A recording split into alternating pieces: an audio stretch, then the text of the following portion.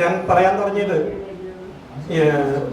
ഉണ്ണിയേട്ടൻ കൊടുത്തിട്ടുള്ള പേര് കഥ മുതൽ കഥ വരെ എന്നുള്ളത് സമകാലീന നോവൽ ചിന്തകൾ എന്നുള്ളൊരു ആശയം മുൻനിർത്തിയാണ്. അപ്പൊ ആ ചിന്തകൾ പങ്കുവെക്കുമ്പോൾ അതൊരു പ്രഭാഷണ ശൈലി തന്നെ ഒന്നും വേണമെന്നൊന്നുമില്ല. നല്ല വാദപ്രതിവാദങ്ങളോ ചർച്ചകളോ ഒക്കെ നടക്കാവുന്ന ഒരു കാര്യമാണ് ചിന്തകൾ പങ്കുവെക്കുക എന്നുള്ളത്. ഒരു പ്രഭാഷണത്തിന്റെ ശൈലി ഒരു മോണോലോഗായിട്ട് പ്രസന്റ് ചെയ്യണം എന്നൊന്നുമില്ല. സമകാലീന നോവൽ ചിന്തകൾ എന്ന് പറയുമ്പോൾ ഈ പുതിയ ജനറേഷൻ ന്യൂ ജനറേഷന്റെ കുറച്ച് പുസ്തകങ്ങൾ ഇപ്പോൾ വളരെ ലൈം ലൈറ്റിലുണ്ട്, വളരെ ശ്രദ്ധിക്കപ്പെട്ട അന്തരീക്ഷത്തിലുണ്ട്. അതിലൊന്ന് അങ്ങനെയുള്ള ഒരു കൃതിനെ ആസ്പദമാക്കിയിട്ട് മാത്രമേ എനിക്ക് ഇപ്പോഴത്തെ സമകാലീന നോവൽ എവിടെ എത്തി നിൽക്കുന്നു എന്ന് പറയാൻ പറ്റുള്ളൂ. അപ്പൊ അത് പറഞ്ഞുകൊണ്ട് അതിനോടുള്ള എൻ്റെ അഭിപ്രായ വ്യത്യാസങ്ങളും പറയാമെന്ന് വിചാരിച്ചിട്ടാണ്. അപ്പൊ അതില് ഒരു നോവല് അഖിൽ പി ധർമ്മജന്റെ 2.5 ലക്ഷം കോപ്പി ഇതിന്റെ മുന്നിലത്തെ എഡീഷനിൽ എഴുതിയിട്ടുള്ള DC ബുക്സിന്റെ ചട്ടയിലുള്ളതാണ്. 2.5 ലക്ഷം കോപ്പി വിറ്റഴിഞ്ഞ ഒരു പുസ്തകമാണ് റാം കെയർ ഓഫ് ആനന്ദി. പിന്നെ അദ്ദേഹം ഇപ്പോൾ ഏറ്റവും അവസാനം എഴുതിയിട്ടുള്ളതാണ് രാത്രി 10 മണിക്ക് ശേഷം. അതും വളരെ ഒരു ദിവസം തന്നെ ആദ്യത്തെ പ്രിന്റ് തന്നെ 50,000 കോപ്പി, പിറ്റേ ദിവസം തന്നെ 25,000 കോപ്പി അച്ചടിക്കേണ്ടി വന്നു എന്നാണ് പരസ്യത്തിൽ കാണുന്നത്. പിന്നെ ഒരു നോവല് 1.5 ലക്ഷം കോപ്പി വളരെ ചുരുങ്ങിയ കാലം കൊണ്ട് വിറ്റഴിഞ്ഞ ഒരു പുസ്തകമാണ്. ഇതൊക്കെ 1920 ശേഷമാണെന്ന് ആലോചിക്കണം. നിമ്ന വിജയന്റെ ഏറ്റവും പ്രിയപ്പെട്ട എന്നോട് എന്നുള്ള ഒരു കൃതി. അപ്പോൾ ഇവരൊക്കെ അഖിൽ പി ധർമ്മജനായാലും നിമ്ന വിജയനൊക്കെ ആയാലും ഇവരൊക്കെ ന്യൂ ജനറേഷനിൽ പെട്ടതാണ്, ഇപ്പോഴത്തെ തലമുറയിൽ പെട്ടതാണ്. അപ്പൊ അവരെങ്ങനെയാണ് ഒരു പുസ്തകം എടുക്കുകയാണെങ്കിൽ റാം കെയർ ഓഫ് ആനന്ദി എന്താണ് അതിൽ പറയുന്നത്, എന്താണ് ഇത്രയധികം ഉള്ളത്? ഇപ്പൊ ഇതിൽ വായിച്ചിട്ടുള്ള ആൾക്കാർ ഉണ്ടായിരിക്കും, ഞാനും വായിച്ചു. ഈ പുസ്തകങ്ങളൊന്നും അധികം നമ്മുടെ കയ്യിൽ വന്നു ചേരാറില്ല, കിട്ടാറില്ല. പക്ഷേ ഈ റാം കെയർ ഓഫ് ആനന്ദി ഞാൻ വായിച്ചു. ഏറ്റവും പ്രിയപ്പെട്ട എന്നോട് ഞാൻ വായിച്ചു. അപ്പൊ ഇത് റാം കെയർ ഓഫ് ആനന്ദി വെച്ചിട്ട് തന്നെ ഞാൻ പറയാം. അതിന്റെ ഒരു കഥ അംശം പറഞ്ഞുകൊണ്ട് അതിൽ ഇതൊക്കെ എന്താണ് അഭിപ്രായ വ്യത്യാസം അല്ലെങ്കിൽ അഭിപ്രായം എന്ന് പറയാം. ഇപ്പൊ ഒരു ആനന്ദി എന്ന് പറയുന്ന ഒരു കഥാപാത്രമാണ് ഇതിലത്തെ നായിക. അവര് ചെന്നൈ ഫിലിം അക്കാദമി എന്ന് പറഞ്ഞ ഒരു പ്രൈവറ്റ് സ്ഥാപനം. ആ പ്രൈവറ്റ് സ്ഥാപനത്തിൽ കേരളത്തിൽ നിന്ന് ഫിലിം മേക്കിങ്ങിനെ പറ്റി, ഈ ഷോർട്ട് ഫിലിം ഒക്കെ ഉണ്ടാക്കാനായിട്ടുള്ള ആഗ്രഹവുമായി പുറപ്പെടുന്ന ശ്രീറാം എന്ന് പറയുന്ന ആളാണ്, റാം എന്ന് പറയുന്ന ആളാണ് നായകൻ. അപ്പൊ അയാള് ആദ്യമായിട്ട് മദ്രാസിൽ ചെന്നിറങ്ങുകയും ചെന്നൈയിൽ ചെന്നിറങ്ങുകയും അയാളെ കാത്ത് അയാളുടെ കസിൻ ബ്രദർ നിൽക്കുകയും അങ്ങനെ ഉള്ള ഒരു വിവരണത്തിൽ കൂടെ പിന്നെ ഈ സ്ഥാപനത്തിൽ ചെല്ലുകയും ആ സ്ഥാപനത്തില് റിസപ്ഷനിസ്റ്റ് ആയിട്ട് ജോലി ചെയ്യുന്ന കുട്ടിയാണ് ആനന്ദി. അപ്പൊ ഈ ആനന്ദി വളരെ കർക്കശക്കാരിയാണ്. അവിടെയുള്ള സ്റ്റുഡൻസ് 10-15 സ്റ്റുഡൻസേ ഉള്ളൂ. പക്ഷെ അവരെ വരയ്ക്ക് നിർത്തുകയും ഈ പ്രിൻസിപ്പലിനെ അടക്കം വളരെയധികം, അതായത് ആ ഡിസിപ്ലിൻ കീപ്പ് ചെയ്യുന്നത് ഈ ആനന്ദിയുടെ പ്രവർത്തനപരമായിട്ടാണ്. ഈ ആനന്ദി പക്ഷെ 5 മണി കഴിഞ്ഞാലും ഓഫീസ് ടൈം എല്ലാവരും വിട്ടുപോയാലും ആനന്ദി അവിടെ നിന്ന് പോയില്ല. ആനന്ദി ഈ ഓഫീസ് സമയം കഴിഞ്ഞിട്ടും കുറച്ചു നേരം കൂടിയൊക്കെ നിന്ന് അവിടെ അടിച്ചു തുടക്കുക, ഇതൊക്കെ ചെയ്യും. കാരണം അതിൽ നിന്ന് കിട്ടുന്ന കുറച്ച് പൈസയും കൂടിയും ആൾക്ക് കിട്ടണം. ഇത് കഴിഞ്ഞിട്ട് വീട്ടിൽ വന്നാലും, ഒരു ലോഡ്ജിലാണ് താമസം, വീട്ടിൽ വന്നാലും എന്തെങ്കിലും സാധനങ്ങളൊക്കെ വിൽക്കുക, അങ്ങനെ കുറച്ച് പരിപാടികളൊക്കെ ചെയ്തിട്ട് വളരെയധികം പൈസ ഉണ്ടാക്കാൻ വേണ്ടി നെട്ടോട്ട് ഓടുന്ന ഒരു കുട്ടിയാണ് ഈ ആനന്ദി. അത് കൂടെ താമസിക്കുന്ന ഈ ഇൻസ്റ്റിറ്റ്യൂട്ടിലെ തന്നെ വിദ്യാർത്ഥികളായി വന്നിട്ടുള്ള രേഷ്മ, വെട്രി, ഈ 2-3 കഥാപാത്രങ്ങളിൽ കൂടെ താമസിക്കുമ്പോഴും കുറെ കാലമായിട്ട് ജീവിക്കുമ്പോഴും ഇവരായിട്ട് ഒന്നും ഷെയർ ചെയ്യൊന്നുമില്ല. ഈ കൂട്ടുകാരികളായിട്ടോ കൂട്ടുകാരന്മാരായിട്ടോ ഒന്നും ഷെയർ ചെയ്യുന്നില്ല. അത്രയും ലുബ്ധ പിശിക്കുകയാണ്. അപ്പൊ അതുകൊണ്ട് തന്നെ ഈ കൂട്ടത്തിലുള്ള എല്ലാവർക്കും അവര് അത്ര സ്നേഹമൊന്നല്ല, നന്നായിട്ട് വിമർശിക്കുന്ന ഒരു കഥാപാത്രമാണ് ഈ ആനന്ദി. അപ്പൊ ഇങ്ങനെ കാര്യങ്ങൾ പോകുമ്പോൾ ഈ റാം യാത്രയ്ക്ക്, സ്ഥാപനത്തിലെ യാത്രയ്ക്കിടയ്ക്ക് ട്രെയിൻ യാത്രയിൽ കണ്ടുമുട്ടുന്ന ഒരു മല്ലി എന്ന് പറയുന്ന ട്രാൻസ്ജെൻഡർ കഥാപാത്രമുണ്ട്. അപ്പൊ ഈ ട്രാൻസ്ജെൻഡർ കഥാപാത്രം എന്താ പറയാ, മുട്ടി പേഴ്സ് എടുക്കല്, പേഴ്സ് മോഷ്ടിക്കല്, ഇതൊക്കെ ചിത്രീകരിച്ച് കുറെ കാലം കഴിയുമ്പോൾ അവര് തമ്മിൽ ഫ്രണ്ട്സ് ആവും. അങ്ങനെ കുറച്ചു കാലം ഈ റാമിന്റെ ഏറ്റവും നല്ല സുഹൃത്തായി മാറുകയാണ് ഈ മല്ലി എന്ന് പറയുന്ന ട്രാൻസ്ജെൻഡർ കഥാപാത്രം. അവര് വളരെയധികം എന്താ പറയാ കഷ്ടതകളൊക്കെ അനുഭവിച്ച, അതായത് മാസ് റേപ്പിന് വിധേയമായിട്ടുള്ള ഒരു കുട്ടിയാണ് ഈ മല്ലി എന്ന് പറയുന്ന കുട്ടി. അപ്പൊ അതിന്റെ കഥകളൊക്കെ കേട്ട് അങ്ങനെ അവരുമായിട്ട് സിമ്പതിയൊക്കെ ആയിട്ട് കുറച്ചു കാലം കഴിയുമ്പോൾ ആ കഥ അവിടെ നിന്നു, മല്ലിയായിട്ടുള്ള കഥ ഒക്കെ നിന്നു. പിന്നെ റാം വീണ്ടും ഈ ആനന്ദി എന്ന് പറയുന്ന പെൺകുട്ടിയായിട്ട് കൂടുതൽ അടുക്കുകയും അവരുടെ കുറെ കാര്യങ്ങളൊക്കെ ദുരൂഹമാണ്. അവർ പോയി കഴിഞ്ഞാൽ പിന്നെ കുറച്ച് 2-3 ദിവസത്തേക്ക് കാണില്ല. അപ്പൊ ഇവരുടെ പരിപാടികളൊക്കെ അന്വേഷിച്ച് നടക്കുക, ഒരു ആകാംക്ഷ പൂർവ്വം നടക്കുക. അപ്പൊ കുറേശ്ശെ കാര്യങ്ങൾ മനസ്സിലാവുകയാണ്. അതായത് ഈ തമിഴ് ശ്രീലങ്കൻ യുദ്ധത്തില് അവിടുന്ന് പോന്നിട്ടുള്ള അഭയാർത്ഥികളായിട്ട് പോന്നിട്ടുള്ള ഒരു കുടുംബത്തിൽ പെട്ടതാണ് ഈ ആനന്ദി. അപ്പൊ ഈ ആനന്ദി പോന്ന് ഇവിടെ വന്ന് ചെന്നൈയിൽ വന്ന് എല്ലാ രേഖകളും നഷ്ടപ്പെട്ടിരിക്കുന്നു. അപ്പൊ എന്താ പറയാ, ഒരു ആള് വേറൊരു പെണ്ണിന്റെ നഷ്ടപ്പെട്ട ഒരു പാസ്പോർട്ട് സംഘടിപ്പിക്കും. പാസ്പോർട്ടല്ല, ഈ ആധാർ കാർഡ്. ആ ആധാർ കാർഡിൽ ആനന്ദി എന്ന് പറയുന്ന ഒരു പേരാണ്. അപ്പൊ ആ ആനന്ദിയുടെ ആധാർ കാർഡും ഇതൊക്കെ വെച്ചിട്ടാണ് തിരുപ്പൂര് കുറച്ചു കാലം വർക്ക് ചെയ്യും. എന്നിട്ടാണ് പിന്നെ ഫിലിം ഇൻസ്റ്റിറ്റ്യൂട്ടിലേക്ക്, ഫിലിം അക്കാദമിയിലേക്ക് ഒരു ഓഫീസ് ഗേൾ ആയിട്ട് വരുന്നത്. അപ്പൊ ഇതിനിടയ്ക്ക് അമൃതദാസ് എന്ന് പറയുന്ന ഒരു ജേർണലിസ്റ്റ് ഒരു പത്രത്തില് ഒരു ഫോട്ടോ പ്രസിദ്ധീകരിച്ച ഒരു ഫോട്ടോ, ജേർണലിസ്റ്റിന്റെ ഫോട്ടോ ഈ പത്രത്തിൽ കാണും. ആ പത്രത്തിലുള്ള ഫോട്ടോയില് ഈ ആനന്ദിക്ക് ആകെ ഒരു അനിയനാണുള്ളത്. ആ അനിയൻ രാജയുടെ ചിത്രം കണ്ടതായിട്ട് ഈ ആനന്ദിക്ക് തോന്നി. അത് എന്റെ അനിയൻ തന്നെയാണല്ലോ, യുദ്ധത്തിനിടയിൽ നഷ്ടപ്പെട്ടു പോയി അല്ലെങ്കിൽ മരിച്ചുപോയി എന്ന് വിചാരിക്കുന്ന ആ കഥാപാത്രത്തിനെ ആ ഫോട്ടോയില് എന്റെ അനിയനുണ്ടല്ലോ എന്ന്. അപ്പൊ ഉടനെ തന്നെ ഈ അമൃതദാസിനെ വിളിച്ച് ഈ ഫോട്ടോ ഏത് പത്രത്തിലാണ്, എനിക്കത് വിശദമായിട്ട് കാണണം, എൻ്റെ അനിയന്റെ ചായയുണ്ട്, എനിക്കത് കാണണം എന്ന് പറയുമ്പോൾ അയാൾ അതിന്റെ പത്രം അയച്ചു കൊടുത്ത് അങ്ങനെ ഈ അനിയന്റെ ആണെന്ന് കൺഫേം ചെയ്യും. കൺഫേം ചെയ്യുമ്പോൾ എനിക്ക് എൻ്റെ അനിയനെ കിട്ടണം, എൻ്റെ അനിയനെ എനിക്ക് വീണ്ടെടുക്കണം. ഇനി എനിക്ക് ആകെയുള്ളത് എൻ്റെ അനിയൻ മാത്രമാണ് ഈ ലോകത്തിൽ. അപ്പൊ അത് എനിക്ക് വീണ്ടെടുക്കണം. അത് എവിടെ ചെന്നാൽ കിട്ടും? നിങ്ങൾ ഏത് സന്ദർഭത്തിലാണ് ഈ അനിയന്റെ ഫോട്ടോ എടുത്തത്? അപ്പൊ ഈ അമൃതദാസ് എന്ന് പറയുന്ന ജേർണലിസ്റ്റ് പറയും, ഇങ്ങനെ യുദ്ധം ഫീച്ചർ ചെയ്യുന്ന ജേർണലിസ്റ്റ് ആയിരുന്നു, അതുകൊണ്ട് അവിടെ നിന്ന് രക്ഷപ്പെട്ടു പോകുന്ന ഒരു കപ്പലില്, ഒരു ബോട്ടിലോ മറ്റോ രക്ഷപ്പെടുന്നു പോകുന്ന അഭയാർത്ഥി കൂട്ടത്തിൽ പെട്ടതാണ്. ആ ഒരു ഗ്രൂപ്പിനെയാണ് ഞാൻ ഫോട്ടോ എടുത്തത്. അത് ആ ബോട്ടുകളൊക്കെ സാധാരണഗതിയിൽ പസഫിക് സമുദ്രത്തിൽ കൂടെ അങ്ങോട്ട് പോവുക, ഓസ്ട്രേലിയയിലേക്കാണ് ചെന്ന് ചേരുക എന്നുള്ള വൈറ്റൽ ഇൻഫർമേഷൻ ആനന്ദിക്ക് കൊടുക്കുകയും ആനന്ദി അത് അപ്പൊ ഈ അമൃതദാസ് പറയുകയും ചെയ്യും, ഈ ഓസ്ട്രേലിയയിൽ അങ്ങനെ കുറെ അഭയാർത്ഥികൾ ചെന്ന് ചേർന്നുണ്ട് ഈ യുദ്ധത്തിന്റെ ഫലമായിട്ട്. അപ്പൊ അവിടേക്ക് ചെന്ന് ചേരാനും അവരെ തെരഞ്ഞു പിടിക്കാനും അഭയാർത്ഥി ക്യാമ്പിൽ നിന്ന് അവരുടെ വിവരങ്ങളൊക്കെ സംഘടിപ്പിച്ചു തരാനും ഇടനിലക്കാരുണ്ട്. കുറച്ച് പൈസ, അതായത് ബോട്ടിലുള്ള യാത്ര കൂലി, പിന്നെ അവിടെ ചെന്ന് അന്വേഷിക്കുന്നതിനുള്ള ചാർജ്, അങ്ങനെ ഇടനിലക്കാരൊക്കെ പൈസ വാങ്ങിച്ച് ചെയ്യുന്ന ഇടനിലക്കാരൊക്കെ ഉണ്ട്. അപ്പൊ അവർക്ക് കുറച്ച് 5 ലക്ഷം രൂപ കൊടുത്തു കഴിഞ്ഞാൽ നിങ്ങൾക്ക് റൂട്ട് വളരെ ക്ലിയർ ആവും, അവര് കുറെ കാര്യങ്ങളൊക്കെ നിങ്ങൾക്ക് ചെയ്തു തരും. അപ്പൊ ആ പൈസ ഉണ്ടാക്കാനുള്ള, ഈ 5 ലക്ഷം രൂപ ഉണ്ടാക്കാനുള്ള ശ്രമമാണ് ഈ ആനന്ദിയുടെ ജീവിതം ഇതുവരെ.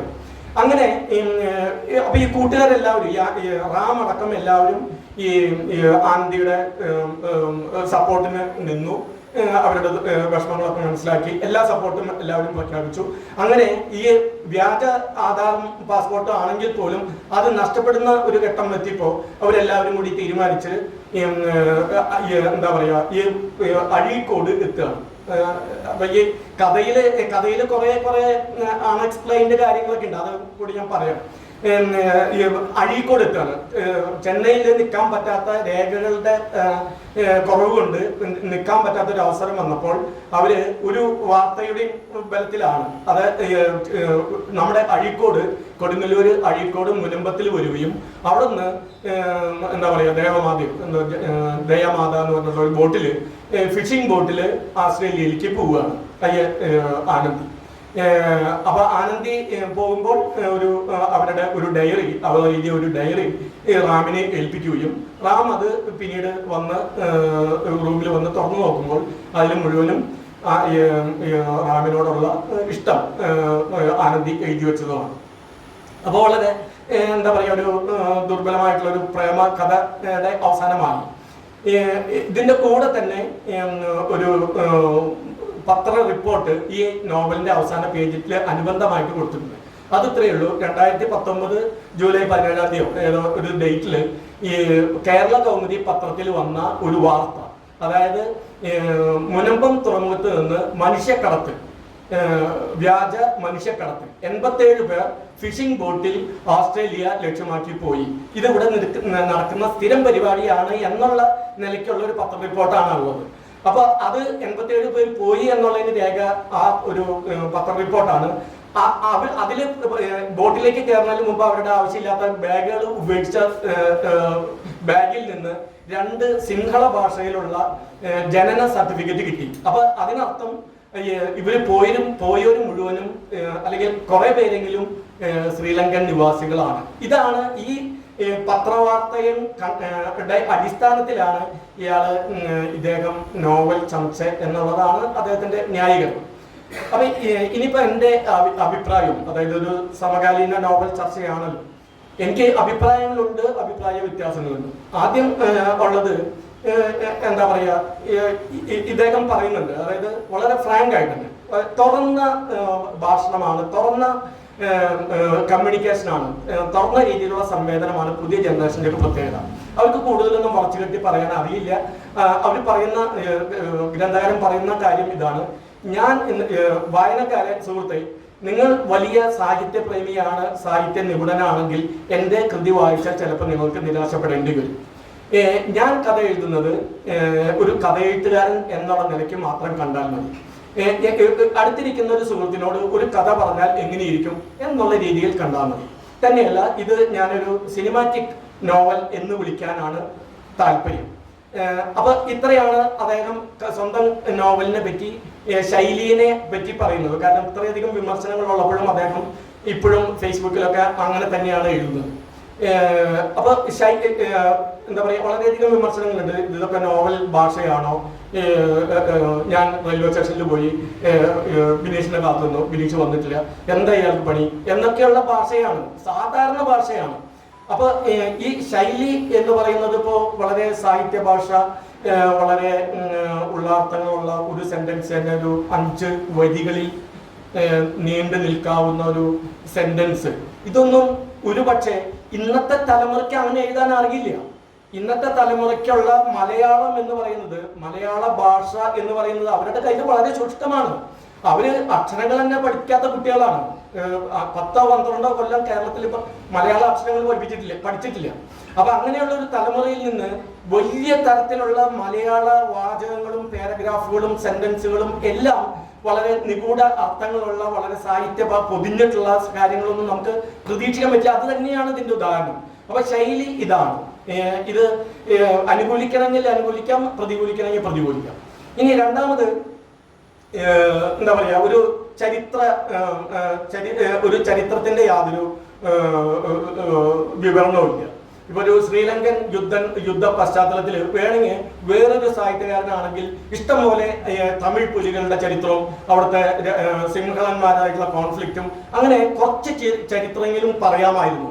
ഇതിലത്തെ കേന്ദ്ര കഥാപാത്രം അവിടെ നിന്ന് രക്ഷപ്പെട്ടു ഓടിയ ഒരു അഭയാർത്ഥി ആയിട്ട് പോലും ആ വക ചരിത്രത്തിനെ പറ്റി ടച്ച് ചെയ്തിട്ടേ ഇല്ല. അപ്പോ ഒരുപക്ഷെ അവരുടെ ചോദ്യം, ഈ പുതിയ തലമുറ, ഈ അഖിൽ ധർമ്മജന്റെ ചോദ്യം, അല്ലെങ്കിൽ ആ സാഹിത്യകാരന്മാരുടെ ചോദ്യം, ചരിത്രം നിർമ്മിതി അല്ലെങ്കിൽ ചരിത്രം നിങ്ങൾ എന്തിനു നോവൽ അന്വേഷിക്കുന്നു? അതിന് ചരിത്ര പുസ്തകങ്ങൾ പോലും, എത്രയോ ചരിത്ര പുസ്തകങ്ങൾ ദിവസേന എന്നോണം വരുന്നു. അപ്പോ ചരിത്ര പുസ്തകങ്ങളും ദിവസേന വളരെ കണിശമായിട്ട്, വളരെ ഇപ്പൊ കുറ്റമറ്റ രീതിയിൽ ചരിത്രം നിർമ്മിക്കാൻ തുടങ്ങിയിട്ടുണ്ട്. പണ്ടൊക്കെ അതിന് പാളിച്ചകളുണ്ടായിരുന്നു. ഇപ്പൊ ചരിത്രം നിർമ്മിക്കുന്നതിനും ചരിത്ര പുസ്തകങ്ങൾ എഴുതുന്നതിനും കണിശം NGS ഒക്കെ അതിന് ഏറ്റവും നല്ല ഉദാഹരണങ്ങളാണ്.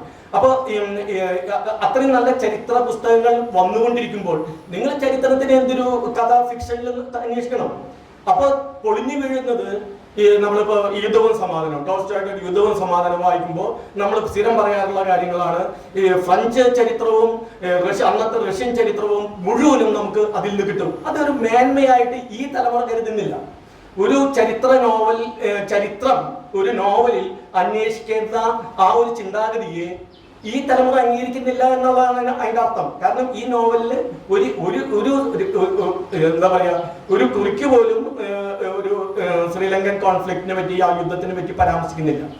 ഇനി രണ്ടാമത് എന്താ പറയാ, അങ്ങനെ വേണമെന്നുണ്ടെങ്കിൽ ചരിത്ര നോവൽ രചിക്കൂ.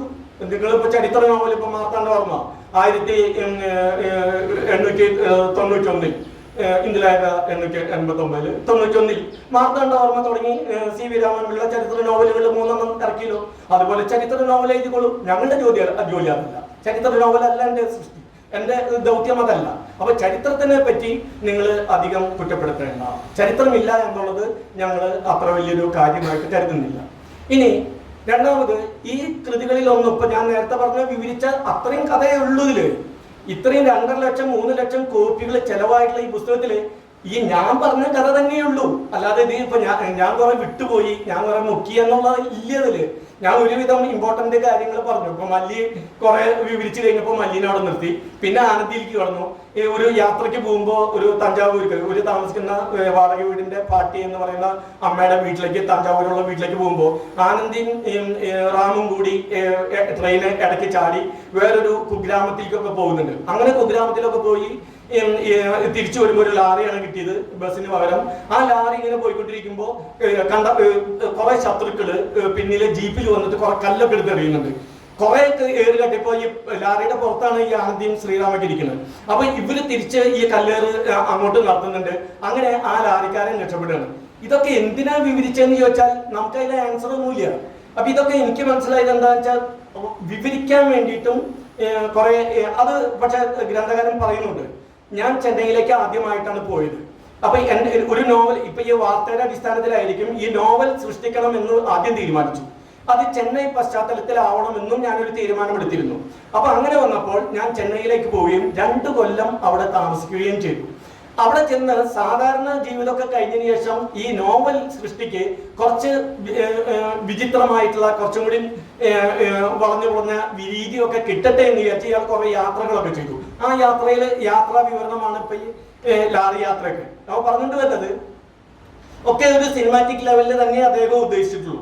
ഇനി രണ്ടാമത്, ചരിത്രത്തിന്റെ കാര്യം പറഞ്ഞ പോലെ ഇതിലൊക്കെ എന്താ പറയുക, നമ്മള് കേശവദേവും തകഴിയും 1942 ഓടയിൽ നിന്ന് അല്ലെങ്കിൽ 1949 രണ്ടിടങ്ങളിൽ ഇതൊക്കെ എഴുതിയ അതിൽ ചിത്രീകരിക്കുന്ന പോലെ സാമൂഹ്യ അസമത്വങ്ങളും സാമൂഹ്യ തിന്മകളും ജാതി വ്യത്യാസങ്ങളും വർണ്ണ വ്യത്യാസങ്ങളും അത് എന്താ പറയുക സാമ്പത്തിക അസമത്വങ്ങളും സാമൂഹ്യ പുരോഗതിക്ക് ലക്ഷ്യമാക്കിയിട്ടുള്ള സൃഷ്ടികളും ഒന്നുതിലില്ല.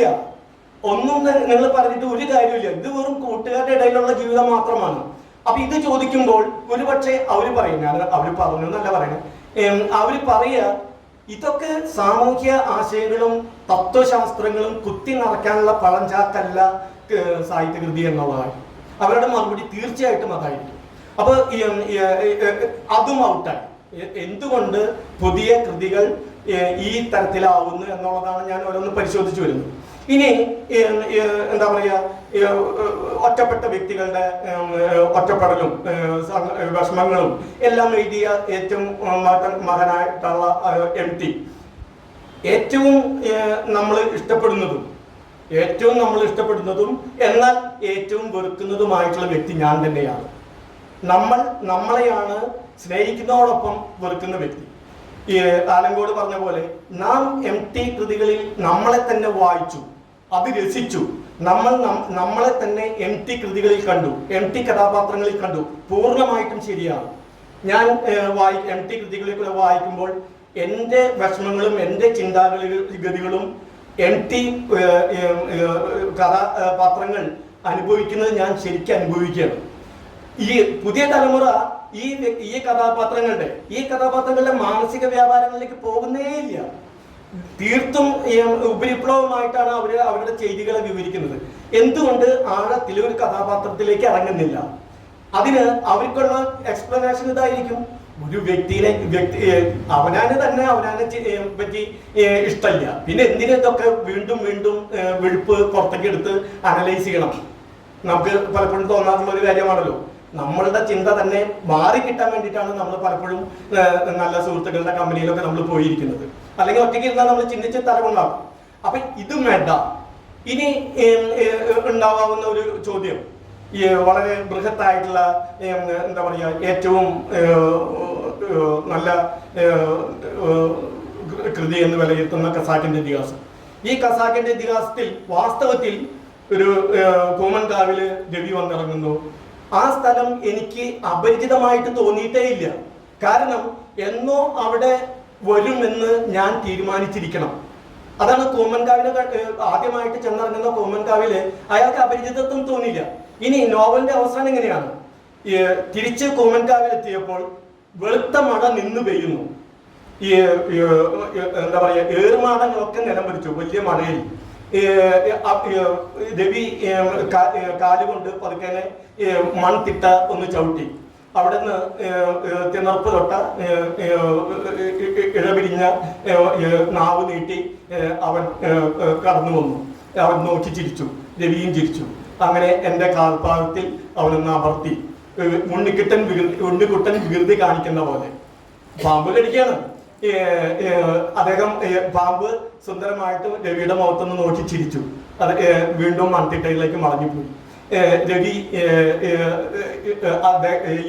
പാമ്പ് പോകുന്നത് കൊണ്ട് ചിരിച്ചു.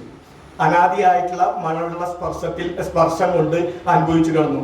ബസ് കാത്തു കിടക്കുകയാണ്.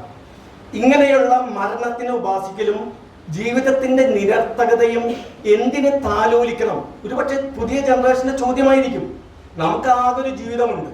ആ ജീവിതം വളരെ നിരർത്ഥകമായിട്ടും മരണത്തിനെ ഉപാസിക്കുന്ന രീതിയിൽ എന്തിനങ്ങനെ കാണണം? ഈ ജീവിതം ആഘോഷിക്കുക, അല്ലെങ്കിൽ ജീവിതം സന്തോഷിക്കുക. അപ്പൊ ഒരുപക്ഷെ OV വിജയന്റെ സ്റ്റൈലിലേക്കോ അവരൊക്കെ റെപ്രസെന്റ് ചെയ്യുന്ന രീതിയിലേക്കോ പുതിയ കൃതികളിൽ പോകാത്തത് അതുകൊണ്ടായിരിക്കും. അവരുടെ ജീവിത വീക്ഷണം നേരെ ഓപ്പോസിറ്റ് ആണ്. ഇനി വളരെ ഭ്രമാത്മകമായിട്ടുള്ള ശൈലിയും അവിടെ ഇല്ല. ഇപ്പൊ നേരത്തെ സുനിത പറഞ്ഞ പോലെ വെള്ളിയാങ്കല്ലിൽ ഏറ്റവും അവസാനത്തെ സെന്റൻസ് ആണ്. മയ്യഴിപ്പുഴ തീരങ്ങളിലെ ഏറ്റവും അവസാനത്തെ സെന്റൻസ് എന്താണ്? വെള്ളിയാങ്കല്ലിൽ ആത്മാക്കൾ തുമ്പികളായി പറഞ്ഞിരുന്നു. അതിൽ ഒരു തുമ്പി ദാസിൻ്റെതായിരുന്നു. ദാസും ചന്ദ്രികയും തമ്മിലുള്ള പ്രണയം മയ്യഴി ഫ്രഞ്ച് കോളനി ആധിപത്യത്തിൽ ഉണ്ടായിരുന്നപ്പോഴുള്ള അവസാന കാലഘട്ടത്തിന്റെ ചിത്രീകരണമാണല്ലോ മയ്യഴിപ്പുഴ തീരങ്ങളിൽ. അപ്പോ അങ്ങനെ തുമ്പികളായി ആത്മാക്കളായി ഒരു മനുഷ്യൻ പറക്കുകയും ഇതൊന്നും നമുക്ക് വേണ്ട. അല്ലെങ്കിൽ സുനിത പറഞ്ഞ ദേവി മറ്റേ പാണ്ഡവപുരം. ഈ പാണ്ഡവപുരം എൻ്റെ മനസ്സിൽ അന്നേ നോവൽ ഇറങ്ങിയ മുതൽ സ്ട്രൈക്ക് ചെയ്തൊരു കഥാപാത്രമാണ്. അതായത് വൈകുമ്പോൾ എന്നും ദേവി ടീച്ചർ റെയിൽവേ സ്റ്റേഷനിൽ ഒഴിഞ്ഞ കസേരയിൽ വന്നിരിക്കും. അവരിങ്ങനെ ആലോചിക്കും. കാരണം ഞാൻ നല്ല റെയിൽവേ സ്റ്റേഷനിൽ ഫ്രീ ആയിട്ട് കിട്ടുമ്പോൾ കുട്ടിക്കാലത്ത് പോയിരിക്കാറുണ്ട് ഇതുപോലത്തെ ഒഴിഞ്ഞ കസേരകളിൽ. അത് പെട്ടെന്ന് അങ്ങനെ കണക്ട് ചെയ്തതാണ്, അതുകൊണ്ടാണ് പറയുന്നത്. അപ്പൊ ഈ ദേവി ടീച്ചർ ഇരിക്കുന്നത് എന്താ? പാണ്ഡവപുരത്ത് നിന്ന് വരുന്ന ജാരന്മാരെ ദഹിപ്പിക്കാൻ വേണ്ടിയിട്ടാണ്, മറ്റുള്ളവർക്ക് വേണ്ടിയിട്ട് ദഹിപ്പിക്കുക എന്നുള്ള അർത്ഥം ഒക്കെ മനസ്സിൽ വെക്കുക. അപ്പൊ ഇങ്ങനെ നിരന്തരം വന്ന് ടീച്ചർ കുറെ കാലമായാലും ഇങ്ങനെ ഇരിക്കണേ, ഇതുവരെ വന്നില്ലേ എന്ന് പലരും പരാമർശിക്കുന്നുണ്ട്. ഇതേപോലെ തന്നെയാണ് മഞ്ഞിലെ വിമല ടീച്ചറുടെയും കാര്യം. വളരെ കാലമായിട്ട് നഷ്ടപ്പെട്ട ഒരു കാമുകിനെ പ്രതീക്ഷിച്ചുകൊണ്ട് ഇരിക്കുകയാണ് 9 വർഷമായിട്ട്. അപ്പൊ ഈ കാത്തിരിപ്പും ഞങ്ങൾക്ക് വേണ്ട. ഇങ്ങനെയൊന്നും കാത്തിരുന്ന് ജീവിതം കളയാനുള്ളതല്ല ഞങ്ങളെ ഔട്ട്ലുക്ക്. അപ്പൊ ഇങ്ങനെ ഒരു വിമല ടീച്ചറെയോ കുറെ വെറുതെ വന്ന് റെയിൽവേ സ്റ്റേഷനിൽ നിന്ന് മടങ്ങി വീട്ടിലേക്ക് പോകുന്ന ഒരു ദേവി ടീച്ചറെയോ സൃഷ്ടിക്കാനായിട്ട് അവർക്ക് പറ്റില്ല. അവർക്ക് അങ്ങനത്തെ ഒരു വീക്ഷണമേ ഇല്ല. കാത്തിരിപ്പിന്റെ സുഖം എന്ന് നമ്മൾ പറയുമ്പോൾ അവർക്ക് കാത്തിരിപ്പ് വിരസം തന്നെയാണ്. ഇനി ഇപ്പോ പുതിയ കുട്ടികൾ ഒരിക്കലും പുരാണ കഥകൾ ടച്ച് ചെയ്യുന്നേയില്ല. അപ്പൊ ഇനി ഞാൻ ഉറങ്ങട്ടെ, PK ബാലകൃഷ്ണൻ അല്ലെങ്കിൽ രണ്ടാം മൂഴം, ഞാനടക്കം രാധാപർവം, ഇതൊക്കെ എഴുതി അവരുടെ ചിലപ്പോൾ ചിന്ത പുരാണ കഥകളൊക്കെ പുരാണങ്ങളില്ലേ, മഹാഭാരതം വായിച്ച പോലെ, രാമായണം വായിച്ച പോലെ അതിൽ വളരെ നന്നായിട്ട് എഴുതിയിട്ടുണ്ടല്ലോ, പിന്നെ നമ്മൾ അതിൽ നിന്നെടുത്ത് പുനഃസൃഷ്ടിക്കേണ്ട ആവശ്യം എന്താണ്? ഇങ്ങനെയൊക്കെ ആയിരിക്കും അവരുടെ ചോദ്യം. അപ്പോ പറഞ്ഞിട്ട് വരുന്നത് കുട്ടികളുടെ പുതിയ ജനറേഷന്റെ ചിന്താഗതികളും കാര്യങ്ങളും തുലവും വ്യത്യാസമാണ്. നമ്മൾ ചിന്തിക്കുന്ന പോലെയേ അല്ല അവരൊക്കെ ചിന്തിക്കുന്നത്. അവരുടെ കൂടുതലും സുഹൃത്തുക്കളുടെ ഇടയിലുള്ള IT അവരുടെ ജോലിയുടെ പ്രത്യേകത, അതും കൂടിയുള്ള ഒരു ജീവിതമാണ് അവരുടെ. അപ്പൊ അതിൽ നിന്ന് പുതിയ കഥകളും സാഹിത്യങ്ങളും പിറക്കുകയാണ്.